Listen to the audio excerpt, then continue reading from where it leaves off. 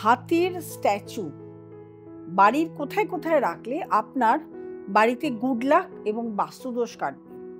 হাতি বসে আছে, সাদা হাতি বসে আছে এবং সুরটা উপরের দিকে উঁচিয়ে রয়েছে।